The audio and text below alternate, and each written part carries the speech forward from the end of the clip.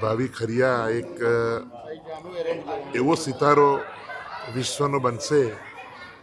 વર્ષો પહેલાં એ જ્યારે 12 વર્ષનો હતો ત્યારે લંડનથી સ્પેશિયલી વડોદરા સંગીતની તાલીમ લેવા માટે એ આવ્યો. 1.5 મહિનો મારા ઘરે રહ્યો, આટલો નાનો દીકરો, અને નાનપણથી જ એને બહુ શોખ હતો.